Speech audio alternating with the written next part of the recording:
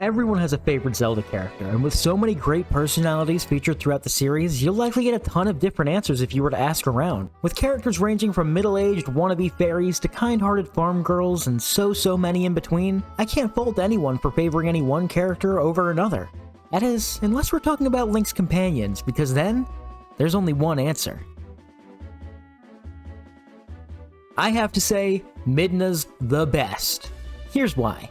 Before I dive in, I think a spoiler warning for, the whole series is necessary, so, this is your warning. Now let's go! Having a companion to accompany a protagonist through a game certainly wasn't a concept invented by the Zelda team. I mean, if you ever played a Square RPG on the NES, that will quickly become apparent. But in The Legend of Zelda Ocarina of Time, players were introduced to a companion character in the Zelda style for the first time. Hey! Listen! Yeah, the first go-around may not have been great.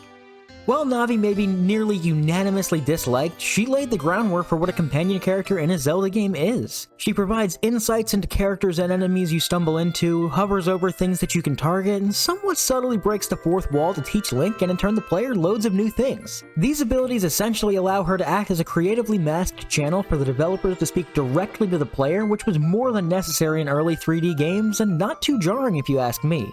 Personally, I've come to really respect that in this game. While this is a great Hey! Listen! Not the time, come on. As I was saying, while this is a great addition, the best part of Navi is that she isn't just a sign with some directions telling you what buttons to press. She's a character, a fairy, a servant of the great Deku Tree in the Kokiri Forest. She has a personality, a physical form, and a voice. Hey! Yeah, we get it. Gee. By the end of our journey, Navi kind of felt like somebody who grew and progressed with us, and that's a somewhat special feeling leading to this ending scene in which she flies away from Link actually kind of means something to me. Sure, not everyone, actually probably no one really likes Navi, but she was the first incarnation of a Zelda companion, and she set a template that her successors would follow and even greatly expand upon.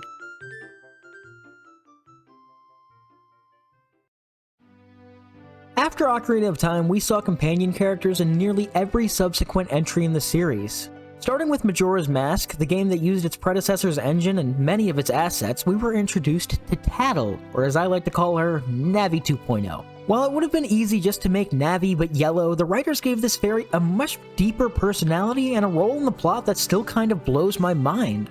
Tattle is often featured prominently in cutscenes throughout the game, as her brother is seen helping the Skull Kid, and as you confront the imp with the mask, she's confronting her much darker sibling. With that, Tattle's initially somewhat frustrated with Link and somewhat aggressive towards him. She's blaming him for what's going on with her brother, but as your journey progresses, your relationship does as well. And by the end, she's apologizing to Link, and she even commends his courage throughout their time spent together. This dynamic characterization is honestly something special that definitely shouldn't be taken for granted in the experience of Majora's Mask, even though it is a little simple.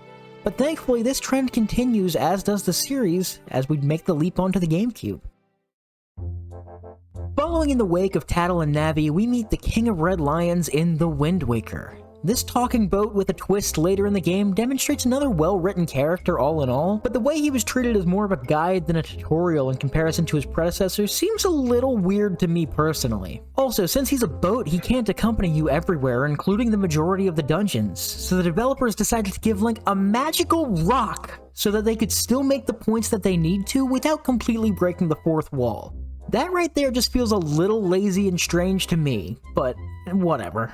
Luckily though, I think Nintendo agreed that this wasn't necessarily the best idea for a companion character after the fact, and in the next entries we would see characters more akin to the ones we met on the N64. Following our adventure with the King of Red Lions, we're joined by Eslo in the Minish Cap. This sorcerer turned hat fulfills all the necessary roles of a Zelda companion and plays a pretty integral role in the game's plot, which I love to death. Shoot, Eslo even stirred up quite a few emotions in me after our relationship grows and evolves, then meets a necessary end. His high-strung, rude, and somewhat cranky attitude persists throughout the game, but the writing masterfully allows us to connect with him as he softens up over the course of our journey and we learn more about him and his past. Once our adventure comes to a close and we must be separated, it really kind of felt like saying goodbye to a friend. And that attachment, that feeling, that friendship shared with a companion is something that I want pumped directly into my veins. If you were to take that emotion, that attachment, and flesh it out and expand upon it, you may achieve a feat in writing that is unparalleled in the landscape of gaming if you ask me. And that is exactly why I made this video, to talk about the best companion character not only in the Zelda franchise, but in all of gaming. The Legend of Zelda Twilight Princess may not be your favorite game in the franchise, but it may also be your favorite game of all time, and I won't fault you for having either of those opinions. One belief about the game that I will disagree with is one claiming anything negative about the little imp named Midna. Everything about this character is objectively stellar, from her dialogue to her backstory to her appearance. No, not like that. You go away. Ugh, gross. There have been plenty of studies, papers, and publications about what makes a character resonate with an audience and stand out, and with my surface-level writing knowledge, I've found that Midna encompasses all of the common traits of some of the greatest characters in literary and fictional history. Think about a time that you've watched a show or a movie, or been reading a book and seen or read a character doing something that has caused you either frustration or disappointment. You know, the type of moment where you're thinking, no, you're so much better than this, or maybe something just like, why? Anytime you experience those emotions, you've likely witnessed a character that would normally be considered great break one of the rules that make a good character into a fantastic one. If you're looking at the most entry-level stuff, you'll find that there are a handful of traits that a great character needs, and it's honestly pretty simple. A great character needs to be dependable and support the people around them. They need to be kind and caring with the hopes of never bringing others down. Also, they'll need to demonstrate empathy and in turn be compassionate to the point that they're not only relating to an audience, but to the rest of the cast. Additionally, they'll need to be courageous and willing to stand up for their beliefs no matter the cost. And on top of that, they should also be willing to show integrity and make decisions that may not benefit them as much as they can others. They'll also need to have some humility and self-awareness. They need to know their limits and be grounded to a certain point. And lastly, they need to be easy to talk to and have the ability to put others at ease with a few kind words. And when we look at a character like Midna, given only what we see explained in Twilight Princess, we see each and every one of these traits, and they're especially present in the game's most memorable and impactful moments, but certainly not all of them. So let's take a quick moment to refresh you on everything to do with Midna.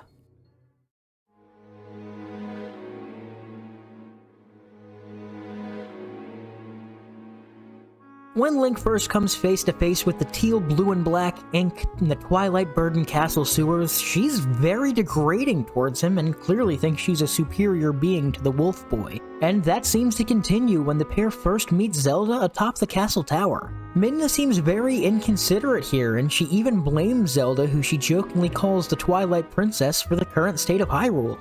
Following that exchange with Zelda, we end up heading back to our hometown, where Midna seems to hold the unfortunate circumstance of our friends over our heads and guilts us into acting as her quote-unquote servant, in her words. Following this, we're then persuaded into stealing from our neighbors. I mean, while this kind of lands in a moral gray area to me, it's still not a great look. After that, we rid the Faron region of its twilight and we head off into the Forest Temple.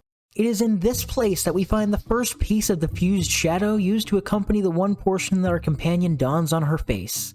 Once we leave, she tells us that this was what she was looking for in the temple, but she neglects to tell us why she seeks the relic and what its purpose is. Looking back, we can clearly see that at this moment she wants to rebuild the fused shadow to usurp her usurper and restore the state of herself, her land, and its people.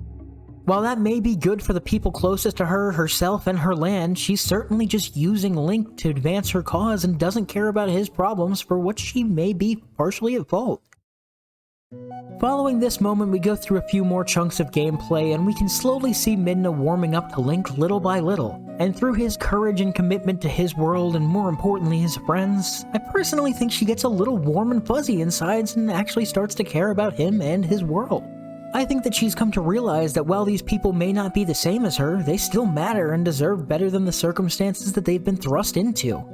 It's still apparent that she really wants to fix her problems more than she wants to help Link in Hyrule, but it's entered the back of her mind here that there are more people who deserve her help. This gradual build leads Midna to having the crux of what takes a great character and brings them into the fictional Hall of Fame, if you ask me.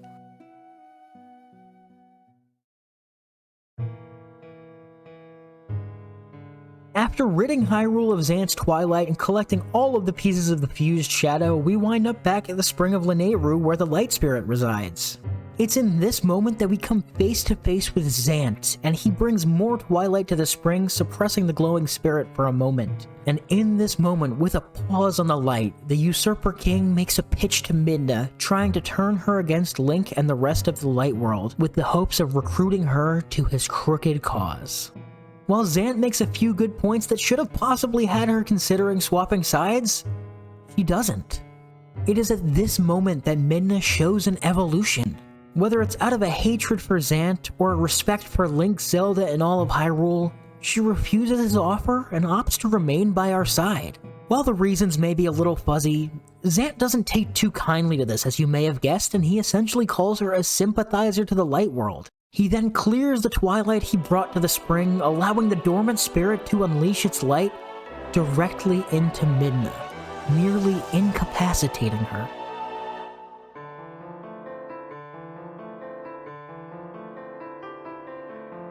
We then enter Midna's desperate hour. We sneak through Castletown and into the building in which we first met the imp to seek out Princess Zelda. The Hylian princess is said to be the only person that can lift the curse Zant placed onto Link and hopefully save the little Twilight. Once we arrive atop the princess's tower and Midna is taking what would likely be her final breaths, she asks Zelda not to heal herself, but rather to break Link's curse. As Zelda explains our next steps, Midna suggests that we'll be on our own now and seemingly accepts this dark fate. Before the last bit of life escapes her, she sets out one final request to Zelda, asking her to show Link the way to the Mirror of Twilight, much to Zelda's surprise. While the player may not yet understand the ramifications of this action, Zelda sees Midna's true character. Her somewhat quippy and harsh facade has broken down, and whether she was previously being selfish or not, her dying requests open Zelda's eyes to her selflessness and caring nature towards not only her people, but also Hyrule and everyone in it. Zelda begins to give Midna a gift of sorts. What actually happens here is very widely speculated, but what we do know is that it isn't Midna who fades away to nothing.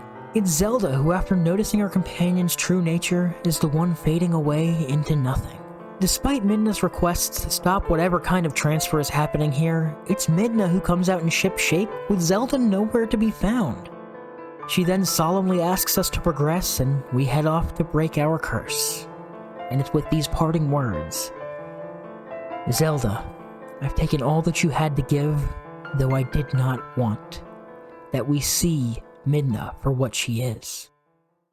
And it stirs up a little something in me. I don't know about you guys. That near half-hour sequence of gameplay and cutscenes is one of the most emotionally driven sequences in any Zelda game, if you ask me. Our once brash and inconsiderate companion seems to finally stand up for Link and all of Hyrule, and in exchange she nearly meets a cold and dark end.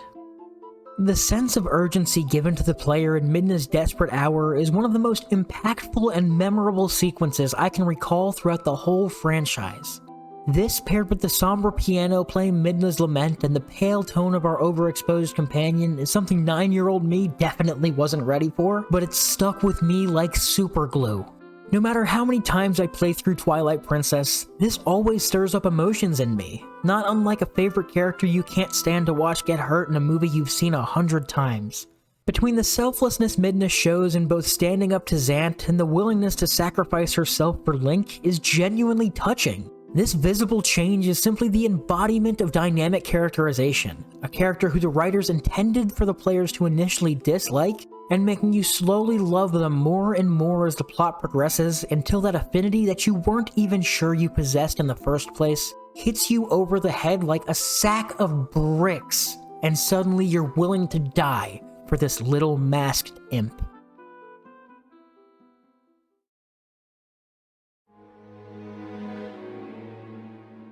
Once the tears have dried and we continue our adventure with Midna's new lease on life and we set out to repair the Mirror of Twilight, we go through a few more gauntlets and collect the shards, and just as we're about to set off to return to Midna's homeworld, she goes full softy on us, explaining that she feels her world is just misunderstood.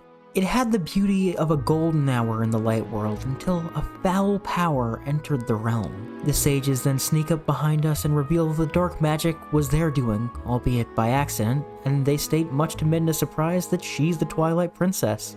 not Zelda as she'd suggested earlier. And that's what they call irony, folks.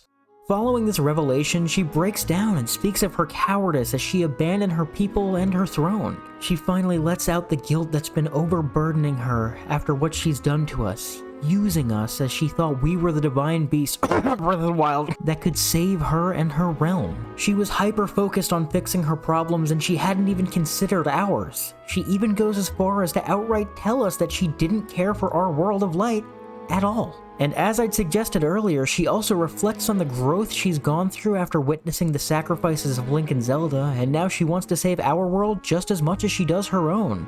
That humility is another thing that just makes her so great.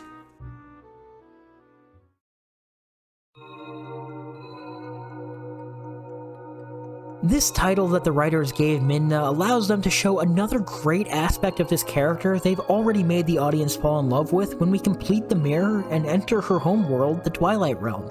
Upon our arrival, Midna seems a little taken aback and insists on remaining hidden in our shadows as she wouldn't want the people who still have hope to see that their fate rests in the hands of a tiny imp. This remorse and pressure that she feels to hopefully ensure that nobody is upset is something that I personally really relate to. People often tell me that I'm too nice, and this desire that Midna shows to keep spirits as high as they realistically can be, given the situation, is that kind of kind-heartedness that I don't often see in many people and makes me feel very warm and fuzzy inside. This trend of softiness continues when we quickly come face to face with several different looking Twilight beasts from the one we've become familiar with. Both Link and in turn the players likely get ready to throw down with these creatures, but Midna quickly dissuades Link from attacking the denizens of the Twilight Realm as she knows that those are her subjects who have been altered by their forceful king into the beasts that we see, much in the same way that Midna's been turned into an imp. This may seem like nothing, but she's demonstrating empathy for them in their transformative predicament and shows that she cares for her people despite their current state without any more than a thought. While the first 90% of the game's narrative is likely enough to take Midna to the fictional character Hall of Fame if you ask me, the completion of our journey makes her a unanimous decision without a doubt. After finally defeating her usurper with the help of Link and the ancient power of the fused shadow, and after breaking through the barrier surrounding Hyrule Castle and taking out Ganondorf's evil in its first two forms, our friend equips her ancient relic one more time to take on the evil that has plagued both the light and dark world mano a mano. Despite Link's best efforts of stopping her from taking on Ganon alone, she teleports both the elf boy and the newly revived Hylian princess into Hyrule Field. After an earth-trembling tussle, we can see one figure emerge on horseback. The wielder of the Triforce of Power can be seen holding Midna's familiar piece of the fused shadow and shattering it with just his grip.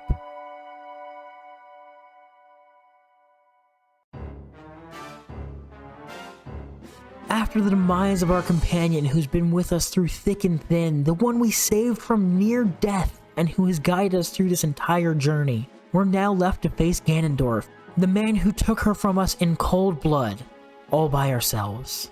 After a lengthy battle, Link emerges victorious and the world is saved. But rather than expressing joy or finally taking a deep breath and stepping back, Link looks as stoic as ever, and he conveys what is a little bit of despair over his loss to me. As he stares off into the distance and slowly blinks, a blinding light emerges behind him, and he turns to see the four light spirits, and up on the horizon, a familiar silhouette. In this moment, Link goes from stoic and depressed to shocked and hopeful as he begins a full sprint towards the figure. When our hero approaches the being, it's a cloaked figure, not the little imp who we spent our entire journey with. As that figure stands and turns towards us, we see a beautiful woman with a familiar blue skin tone, markings, and red hair. Link and the audience are likely left in full shock until she speaks. What? Say something. Am I so beautiful that you've no words left? It's there that Link breaks his stoic face and cracks the biggest grin we've seen from the silent hero. Midna has completed her metamorphosis and her return to her true form, and our beloved companion is okay after all that we've been through. Then the screen fades to black and the credits begin to roll. Following the joy expressed as the names scroll across the screen, we then return to the Mirror of Twilight in a post-credits scene where Midna is set to reassume her throne in the Twilight Realm. In a somewhat somber tone, she bids us farewell as she knows that the light and dark worlds cannot be together as one. But that doesn't mean that she'll forget us, as long as we won't forget her, and trust me, I won't.